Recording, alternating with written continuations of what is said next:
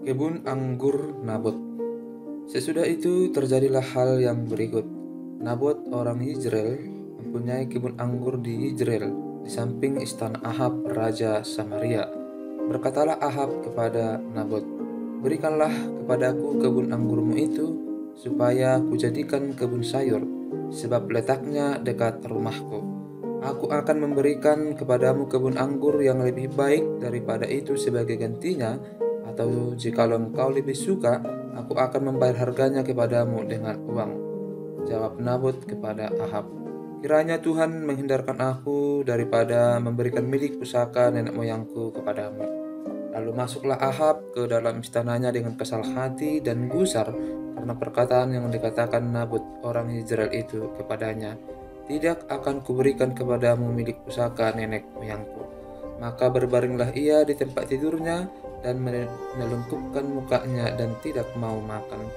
Lalu datanglah Yezebel istrinya dan berkata kepadanya, "Apa sebabnya hatimu kesal sehingga engkau tidak makan?"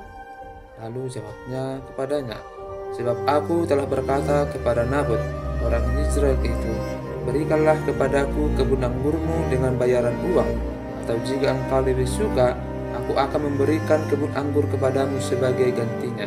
Tetapi sahutnya, "Tidak akan kuberikan kepadamu kebun anggurku itu." Kata Yezebel istrinya kepadanya, "Bukankah engkau sekarang yang memegang kuasa raja atas Israel? Bangunlah, makanlah, dan biarlah hatimu gembira.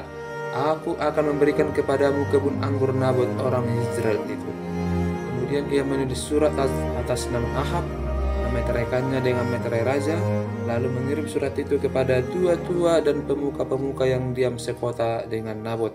Dalam surat itu ditulisnya demikian, "Maklumkanlah puasa dan suruhlah Nabot duduk paling depan di antara rakyat. Suruh jugalah 2 orang dursila duduk menghadapinya, dan mereka harus naik saksi terhadap dia dengan mengatakan, 'Engkau telah mengutuk Allah dan Raja.' Sudah itu bawalah dia keluar dan lemparilah dia dengan batu sampai mati." Orang-orang sekotanya, yakni tua-tua dan pemuka-pemuka yang diam di kotanya itu, melakukan seperti yang diperintahkan Yezebel kepada mereka, seperti yang tertulis dalam surat yang dikirimkannya kepada mereka. Mereka memaklumkan puasa dan menyuruh Nabot duduk paling depan di antara rakyat. Kemudian datanglah 2 orang, yakni orang-orang dursila itu, lalu duduk menghadapi Nabot. Orang-orang dursila itu naik saksi terhadap Nabot di depan rakyat, katanya, "Nabot telah mengutuk Allah dan Raja." Sesudah itu mereka membawa dia keluar kota, lalu melempari dia dengan batu sampai mati. Setelah itu mereka menyuruh orang kepada Yezebel mengatakan, "Nabot sudah dilempari sampai mati." Segera sesudah Yezebel mendengar bahwa Nabot sudah dilempari sampai mati, berkatalah Yezebel kepada Ahab, "Bangunlah, ambillah kebun anggur Nabot orang Yizreel itu menjadi milikmu, karena Nabot yang menolak memberikannya kepadamu dengan bayaran uang sudah tidak hidup lagi, ia sudah mati." Segera sesudah Ahab mendengar bahwa Nabot sudah mati, ia bangun dan pergi ke kebun anggur Nabot orang Israel itu untuk mengambil kebun itu menjadi miliknya. Tetapi datanglah firman Tuhan kepada Elia orang Tisbe itu bunyinya, "Bangunlah, pergilah menemui Ahab raja Israel yang di Samaria. Ia telah pergi ke kebun anggur Nabot untuk mengambil kebun itu menjadi miliknya. Katakanlah kepadanya demikian, beginilah firman Tuhan, engkau telah membunuh serta merampas juga.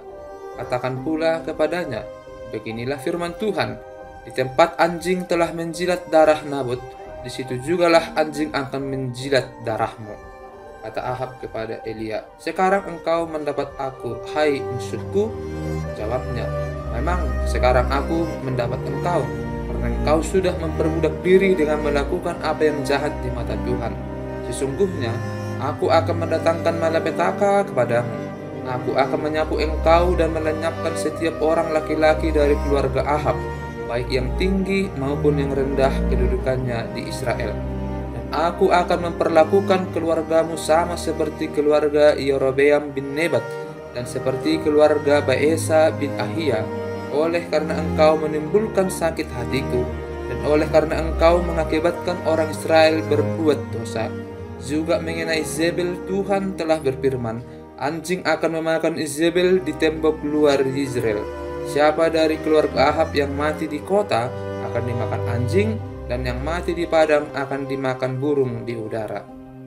Sesungguhnya tidak pernah ada orang seperti Ahab yang memperbudak diri dengan melakukan apa yang jahat di mata Tuhan, karena ia telah dibujuk oleh Izebel istrinya. Bahkan ia telah berlaku sangat keji dengan mengikuti berhala-berhala, tepat seperti yang dilakukan oleh orang Amori yang telah dihalau Tuhan dari depan orang Israel. Segera sesudah Ahab mendengar perkataan itu, ia mengoyakkan pakaiannya, mengenakan kain kabung pada tubuhnya dan berpuasa. Bahkan ia tidur dengan memakai kain kabung dan berjalan dengan langkah lamban. Lalu datanglah firman Tuhan kepada Elia orang Tisbe itu. Sudahkah kau lihat bahwa Ahab merendahkan diri di hadapanku? Oleh karena ia telah merendahkan diri di hadapanku, maka aku tidak akan mendatangkan malapetaka dalam zamannya. Barulah dalam zaman anaknya, aku akan mendatangkan malapetaka atas keluarganya. Ahab memerangi Ramot Gilead. Nabi Tuhan berhadapan dengan nabi-nabi palsu. 3 tahun lamanya orang tinggal aman dengan tidak ada perang antara Aram dan Israel. Pada tahun yang ketiga, pergilah Yosafat, Raja Yehuda, kepada Raja Israel. Berkatalah Raja Israel kepada pegawai-pegawainya, tahukah kamu bahwa Ramot Gilead sebenarnya milik kita? Tetapi kita tinggal diam saja dan tidak merebutnya dari tangan raja negeri Aram. Lalu katanya kepada Yosafat, maukah engkau pergi bersama-sama aku untuk memerangi Ramot Gilead? Jawab Yosafat kepada Raja Israel, kita sama-sama, aku dan engkau, rakyatku dan rakyatmu, kudaku dan kudamu. Tetapi Yosafat berkata kepada Raja Israel, baiklah, tanyakan dahulu firman Tuhan. Lalu Raja Israel mengumpulkan para nabi, kira-kira 400 orang banyaknya. Kemudian bertanyalah ia kepada mereka, apakah aku boleh pergi berperang melawan Ramot Gilead atau aku membatalkannya? Jawab mereka, majulah, Tuhan akan menyerahkannya ke dalam tangan raja. Tetapi Yosafat bertanya, tidak adakah lagi di sini seorang nabi Tuhan, supaya dengan perantaranya kita dapat meminta petunjuk? Jawab Raja Israel kepada Yosafat, masih ada seorang lagi yang dengan perantaranya dapat diminta petunjuk Tuhan. Tetapi aku membenci dia, sebab tidak pernah ia menubuatkan yang baik tentang aku, melainkan malapetaka. Orang itu ialah Mika bin Imla. Kata Yosafat, janganlah raja berkata demikian. Kemudian Raja Israel memanggil seorang pegawai istana, katanya, jemputlah Mika bin Imla dengan segera.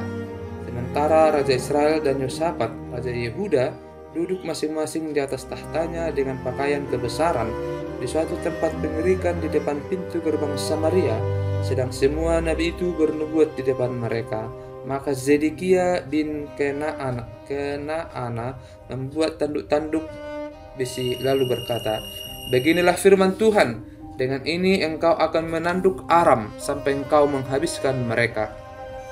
Juga semua nabi itu bernubuat demikian, katanya, majulah ke Ramot Gilead dan engkau akan beruntung, Tuhan akan menyerahkannya ke dalam tangan raja. Suruhan yang pergi memanggil Mika itu berkata kepadanya, ketahuilah, nabi-nabi itu sudah sepakat meramalkan yang baik bagi raja. Hendaklah engkau juga berbicara seperti salah seorang daripada mereka dan meramalkan yang baik. Tetapi Mika menjawab, demi Tuhan yang hidup, sesungguhnya apa yang akan difirmankan Tuhan kepadaku, itulah yang akan kukatakan. Setelah ia sampai kepada raja, bertanyalah raja kepadanya, Mika, apakah kami boleh pergi berperang melawan Ramot Gilead atau kami membatalkannya? Jawabnya kepadanya, majulah dan engkau akan beruntung, sebab Tuhan akan menyerahkannya ke dalam tangan raja.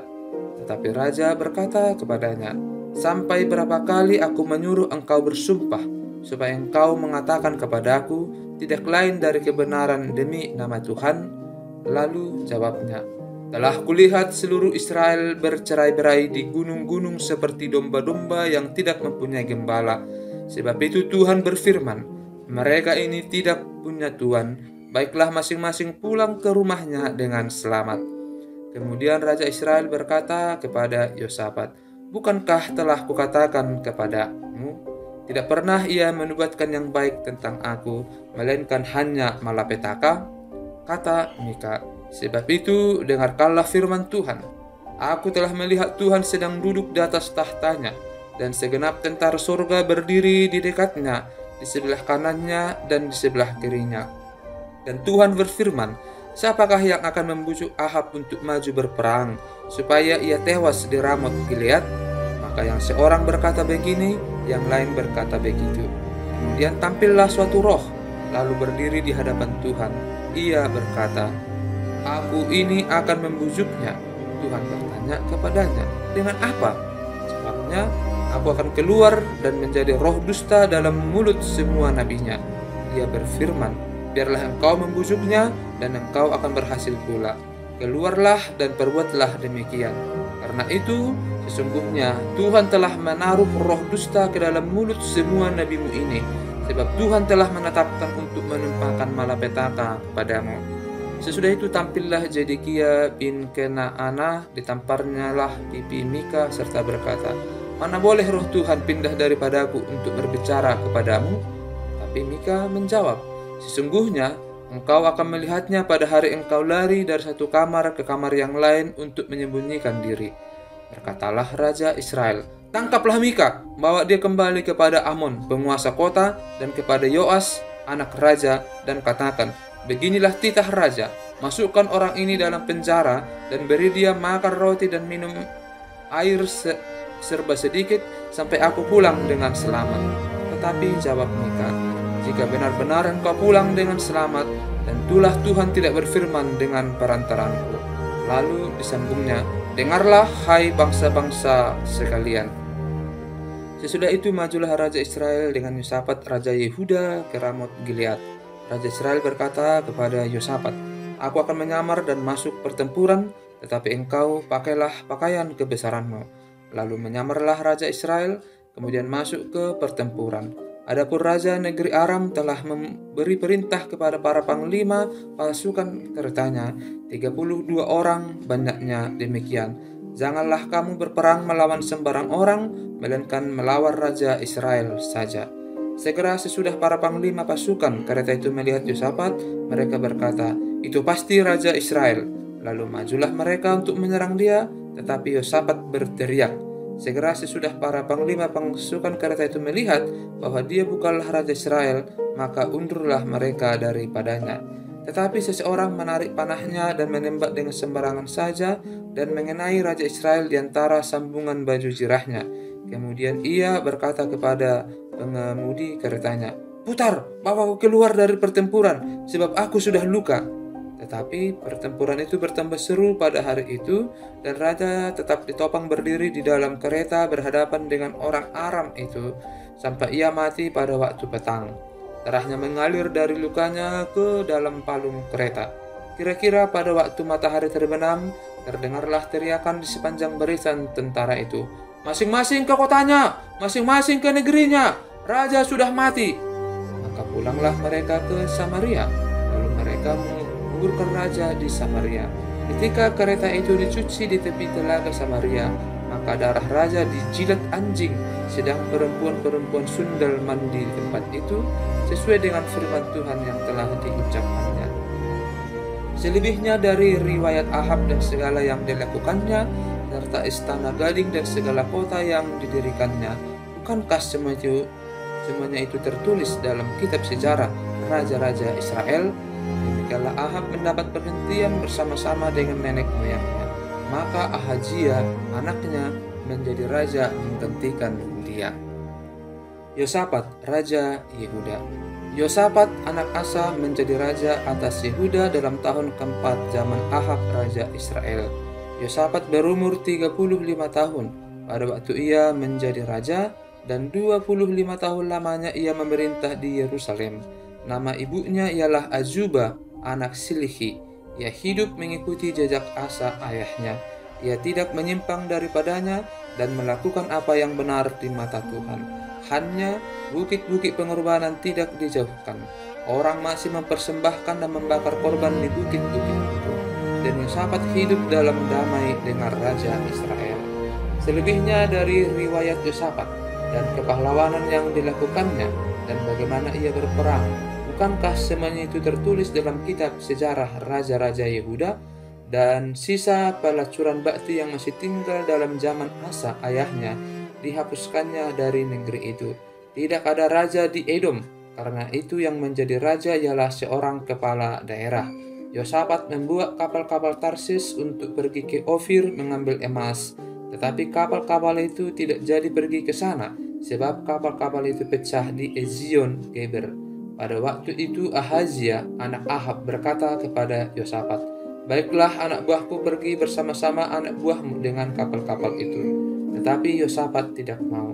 Kemudian Yosafat mendapat perhentian bersama-sama dengan nenek moyangnya, dan ia dikuburkan di samping nenek moyangnya di kota Daud, bapak leluhurnya. Maka Yoram, anaknya, menjadi raja menggantikan dia. Ahazia, raja Israel. Ahazia, anak Ahab, menjadi raja atas Israel di Samaria dalam tahun ke-17 zaman Yosafat, raja Yehuda, dan ia memerintah atas Israel 2 tahun lamanya. Ia melakukan apa yang jahat di mata Tuhan dan hidup menurut kelakuan ayahnya dan ibunya dan Yerobeam bin Nebat yang telah mengakibatkan orang Israel berdosa. Ia beribadah kepada Baal dan sujud menyembah kepadanya, dan dengan demikian ia menimbulkan sakit hati Tuhan Allah Israel, tepat seperti yang dilakukan ayahnya.